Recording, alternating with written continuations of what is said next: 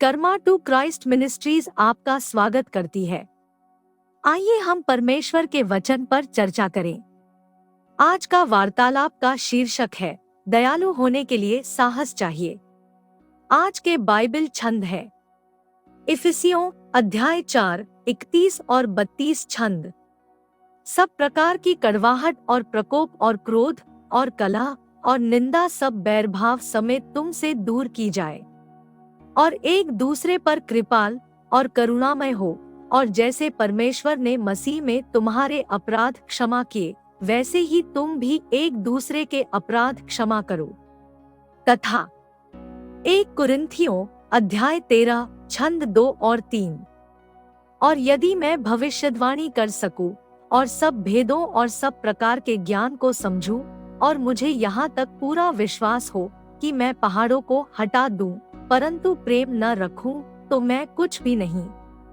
और यदि मैं अपनी संपूर्ण संपत्ति कंगालों को खिला दूं या अपनी देह जलाने के लिए दे दूं और प्रेम न रखूं तो मुझे कुछ भी लाभ नहीं। इस आक्रामक दुनिया में दयालुता कमजोरी की निशानी है। हमारी स्वाभाविक प्रतिक्रिया कटुता, क्रोध, प्रकोप, कलह, बदनामी और घृणा पर आधारित है। हमें चेतावनी दी जाती है कि बहुत अधिक दयालु होना हमें धमकियों के लिए एक आसान लक्ष्य बना देगा। लेकिन याद रखना, वहाँ कोई बड़ा है और वह हमेशा देख रहा है। यह सही है, यह परमेश्वर है। वह है जो दूसरों के लिए हमारे प्रेम के आधार पर हमारा न्याय करेगा या हमें क्षमा करेगा। हमें एक दूसरे के प्रति दया और दया दिखाने के लिए कहा जाता है, ठीक वैसे ही जैसे परमेश्वर ने क्रूस पर यीशु के बलिदान के द्वारा हमें क्षमा करके किया।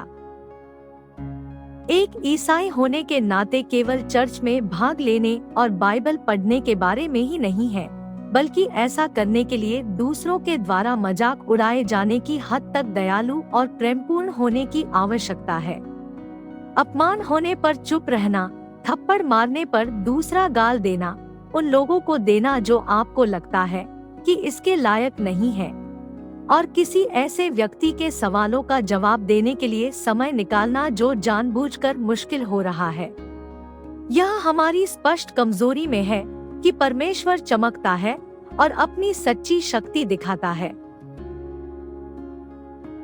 क्या आप उस तरह के व्यक्ति हैं जो बस में किसी वृद्ध व्यक्ति को अपनी सीट देते हैं?